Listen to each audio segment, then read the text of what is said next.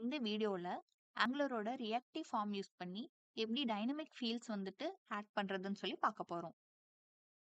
இங்க ஆங்குலர் ஃபார்ம்ஸ்ல இருந்து form filter use பண்ணி ஃபார்ம் குரூப்குள்ள அதே ஃபார்ம் பில்டர் அரேவை ஹாபீஸ்ன்ற ப்ராப்பர்ட்டிஸ்க்கு அசைன் பண்ணியிருக்கோம். ஃபார்ம் கண்ட்ரோலா இல்லாம ஃபார்ம் பில்டர் அரேவை கொடுத்துருக்கோம். எதுக்காகனா டைனமிக் கண்ட்ரோல்ஸ்க்காக.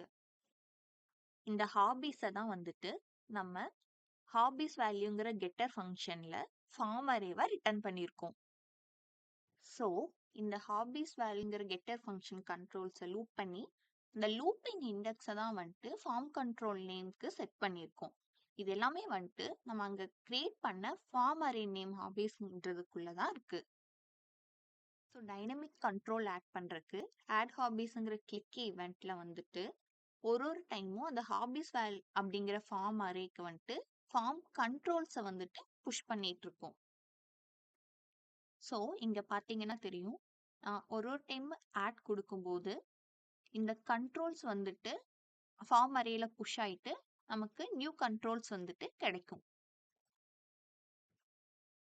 ஆட் பண்ண கண்ட்ரோல்ஸ் ரிமூவ் பண்றதுக்கு அதே லூப்பிங்குள்ளேயே நான் ஒரு கிளிக் ஈவெண்ட் வச்சிருக்கேன்.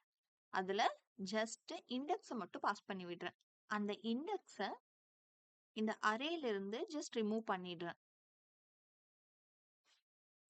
இங்க பாத்தீங்கன்னா நான் இப்ப ரிமூவ் பண்றேன். இப்போ 2ஐ ரிமூவ் பண்ணும்போது அந்த இண்டெக்ஸ் பேஸ் பண்ணி அந்த ஃபீல்டு மட்டும் நமக்கு ரிமூவ் ஆயிடும். ஃபைனலா இந்த ஃபார்ம் வேல்யூஸ் பார்க்கும்போது தெரியும், எல்லாமே அந்த பர்டிகுலர் வேல்யூஸ் மட்டும் கிடைச்சிருக்கு. ஹாபீஸ் மட்டும் நமக்கு அரேவா கிடைச்சிருக்கு. So that's it guys. Thank you.